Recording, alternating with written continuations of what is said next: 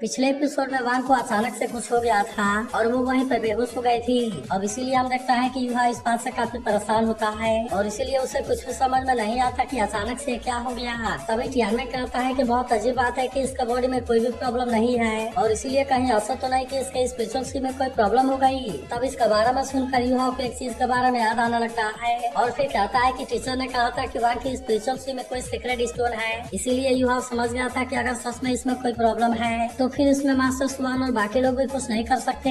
लेकिन तभी हम देखता है कि उस वांग के दिए हुए बैग के बारे में भी याद आने लगता है, जिसे देते हुए वांग ने बताया था कि मेरे फादर इसे मेरे लिए छोड़ गए हैं और सेकंड फादर ने बोला है कि मैं इसे तुम्हें दे दूं। इसी के साथ उसने बताया था कि इसके ऊपर मेरे फादर का सील है जो कि सही समय के आने पर हट जाएगा।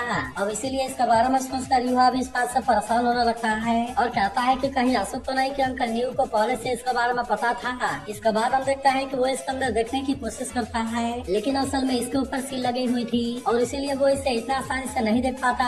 वही उदाहरण देखता है कि टियानमेन भी ये सारी चीजें देख रहा था और कहता है कि वैसे तो ये सील बहुत ही नाजुक है, लेकिन फिर भी तुम अपने मेंटल ताकत से इसे नहीं खोल सकते। लेकिन फिर हम देखते हैं कि वो युवा को समझाने लगता है और कहता है कि तुम असल में अभी बहुत जल्दीबाजी में हो, इसीलिए मैं चाहता हूँ कि सबसे पहले तुम अपने आप को शांत करो और फिर से दोबारा इसे ओपन करने की कोशिश करो। तब इसके बाद सुनकर युवा भी ऐसा करने के लिए रेडी हो गया था, जहाँ हम देखते हैं कि वो सबसे पहले अपने आप को शांत कराता है और वो इस बार इसे ओपन करने में कामयाब हो गया था। फिर हम देखते हैं कि इसके अंदर कोई लेटर होता है और अब इसीलिए युवा इस बात से और ज्यादा परेशान होता है कि आखिरकार इसके अंदर है क्या। फिर हमें पता चलता है कि ये लेटर असल में न्यूटिया ने लिखा हुआ था, जिसमें लिखा हुआ था कि युवा जब तुम इस लेटर को पढ़ोगे तब तक मुझे लगता है कि वांग के बॉडी की कंडीशन बहुत ही अजीब हो चुकी होगी और शायद तुम्हें पहले से इसके बारे में पता होगा कि वांग के स्पिरिचुअल में एक सील है। फिर वे बताते हैं कि ये सील असल में वांग के पेरेंट्स ने लगाया था, लेकिन असल में उनको भी इसमें बहुत सारा पेन हुआ था। लेकिन फिर हमें पता चलता है कि असल में इसी के सोल को सुरक्षित रखने के लिए है, क्योंकि असल में वांग की आइडेंटिटी बहुत ही अजीब है और शायद उसने तुमसे यह भी बताया होगा कि उसे सेंटियान पवेलियन से सोलिंग को लेने की जरूरत है, जो कि असल में हाउटियान सेक्टर का फॉरबिडन एरिया है। लेकिन फिर हमें पता चलता है कि उसके हर एक सोलिंग उसके लिमिट से आगे चली गई है और यही वजह है कि उसके पेरेंट्स ने उसके स्पिरिचुअल पर सील लगा दिया था।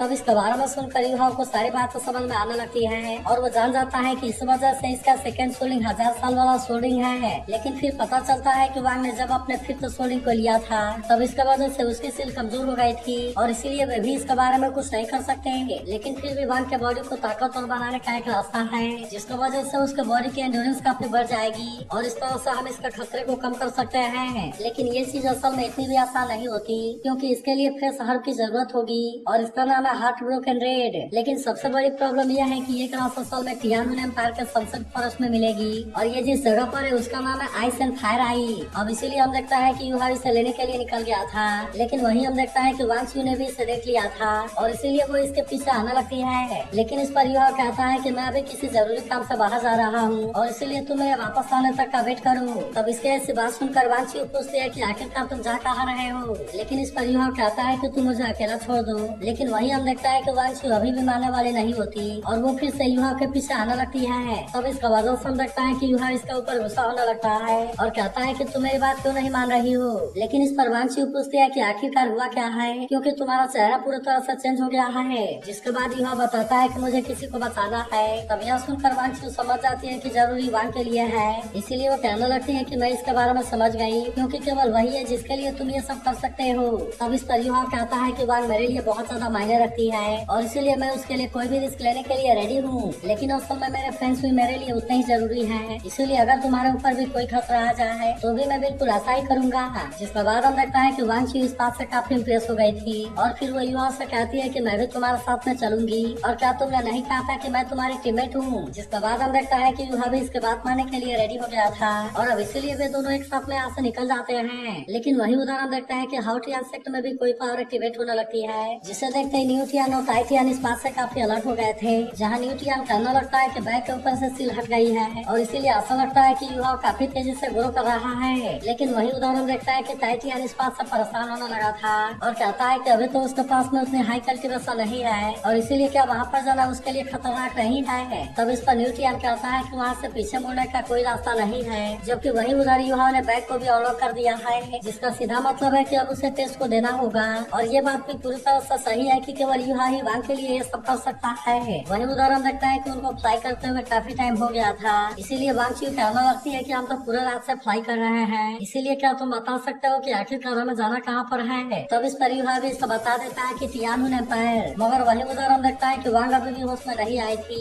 इसीलिए सभी लोग इसके बारे में सोच कर काफी परेशान होते हैं। और वही बेई कहने लगता है कि आखिरकार युहा इस टाइम गया कहाँ पर है। तभी हम देखता है कि सिया भागते हुए इनके पास में आती है और बताती है कि मुझे सिल्क सिटी घाट से इसके बारे में पता चला है और युहा असल में टाउन से बाहर गया हुआ है और इसके अलावा उसके साथ में वांग भी थी। वही उदाहरण देखता है कि अब वे दोनों काफी दूर आ गए थे, जहाँ पर युहा कहता है कि अब हम तियानु एम्पायर में एंटर करने वाले हैं। मगर तभी हम देखता है कि वहाँ के गार्ड्स ने भी इनको देख लिया था और इसीलिए वे तुरंत इनके पीछे आने लगते हैं। तभी इनकी कैप्टन इनसे कहने लगती है कि तुम तियानु एम्पायर में एंटर किए हो, इसीलिए मैं चाहते हूँ कि जल्दी से तुम यहाँ पर लैंड करो ताकि हम तुम्हारा आइडेंटिटी के बारे में चेक कर सकें। लेकिन इसे देखते ही युहा पहचान गया था कि ये तो असल में डोसू है और ये तो असल में तियानु एम्पायर से है। फिर हमें पता चलता है कि बहुत समय पहले जंगल में इनकी मुलाकात हुई थी। तभी हम देखता है कि वांग चू इनको निपटाने के लिए जाने लगती है। फिर हम देखता है कि उसने अपने मेंटल पावर का यूज करके इनको रोक दिया था। फिर वो इनसे कहता है कि तुम हमें रोकने के लिए बिल्कुल भी कोशिश मत करना, नहीं तो फिर इसका अंजाम बहुत ही बुरा होगा। मगर वही हम देखता है कि वैनार इसका आवाज को पहचान गई थी और इसीलिए वो भी सोचने लगती है कि क्या ये युहा है। तभी इसका आदमी कहता है कि क्या हमें आउटपोस्ट पे इसके बारे में बता देना चाहिए ताकि वे सामने से इनको रोक सके। लेकिन इस पर वैनार कहती है कि इसकी कोई जरूरत नहीं है क्योंकि ये तो असल में फ्रेंड है जिसने की हमारी हेल्प की थी। लेकिन वही उदाहरण देखता है कि वे दोनों फॉरेस्ट में आ गए थे, जहाँ पर युहा अपने मैप को भी निकाल लेता है और कहता है कि हमें इसके बिल्कुल सेक्टर में जाना है। लेकिन तभी वांग चू पूछते हैं क्या तुमने नोटिस किया कि यहाँ का आसमान और ज्यादा डार्क हो रहा है। जिसके बाद हम देखता है कि युहा भी अपने मेंटल डिटेक्शन का यूज करने के लिए रेडी हो गया था और फिर इनको पता चलता है कि यह जगह तो बहुत ही टॉक्सिक है। इसके बाद फिर से चेक करने पर पता चलता है कि यह जगह तो पूरी तरह से मियाजमा से भरी हुई है और इसीलिए युहा इस बात से काफी परेशान हो गया था। तभी वांग चू कहती है कि अभी भी हम फॉरेस्ट से बाहर हैं, इसीलिए मुझे लगता है कि अगर हमने इसके अंदर एंटर करने का भी कोशिश किया तो हम तो बहुत ही आसानी से इसके अंदर मारे जाएंगे। तब इस पर युहा भी कहना लगता है कि वैसे तो अल्टीमेट वेपन इसकी कमजोरी है, लेकिन फिर भी मियाजमा असल में बहुत ही ज्यादा है और इसीलिए मेरी सोल भी इसे सपोर्ट नहीं कर सकती। लेकिन तभी वांग चू कहती है कि हम इसके लिए एक रिस्की तरीके का यूज कर सकते हैं और फिर हम देखता है कि वे दोनों यहाँ से आगे जाने लगे थे। लेकिन अब यहाँ के नजारे को देख युवा को भी समझ में आ गया था कि यहाँ का खतरा बहुत ही ज्यादा है और इसीलिए वो वांग चू से पूछता है कि क्या तुम श्योर हो कि तुम मैजिक बॉल पर नहीं जाओगी। तब इस पर वांग चू पूछते है कि तुम्हारे बारे में क्या है। जिसके बाद युवा कहता है कि मैं उसे खोने के बारे में सोचकर परेशान हूँ क्योंकि मुझे पता है कि उसके बाद मेरे साथ में क्या होगा।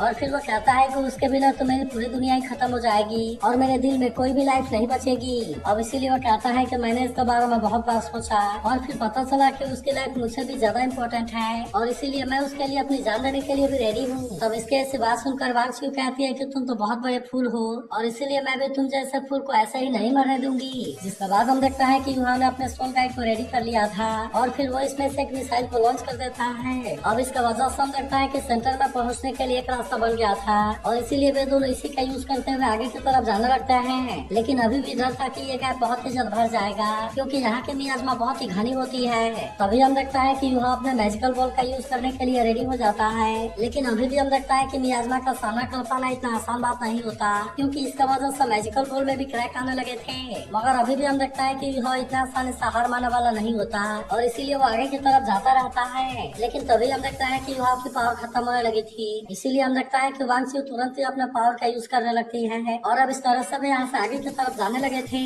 लेकिन तभी उसको पता चलता है कि अब पूरी जगह रेयर पॉइजन वाले सोल विस्फोट से भरी हुई है और इसके वजह से यहाँ की मियाजमा इतनी घनी है। मगर अभी भी हम देखता है कि वे इतना आसानी से रुकने वाले नहीं होते क्योंकि वे अपने डेस्टिनेशन के बहुत नजदीक में आ गए थे। लेकिन अब इसी के साथ हम देखता है कि इनकी सोल पावर भी कंज्यूम हो गई थी और अब इसीलिए इनके पास में केवल वुलपेप के सोल बन के यूज करने का प्लान बाकी था। फिर हमें पता चलता है कि यह प्लान असल में वांग चू ने बनाया था, जहाँ उसने कहा था कि हमें इसके लिए रिस्की तरीके का यूज करना होगा और फिर उसने कहा था कि तुम सबसे पहले वुलपेप के सोल बन को एब्जॉर्ब कर लो। तब हम देखता है कि शुरुआत में युवा को इसके लिए नहीं मान रहा था, जिस पर वांग चू ने कहा था कि अगर तुम मुझे अपना फ्रेंड समझते हो तो फिर तुम इसे जल्दी से एब्जॉर्ब कर लो।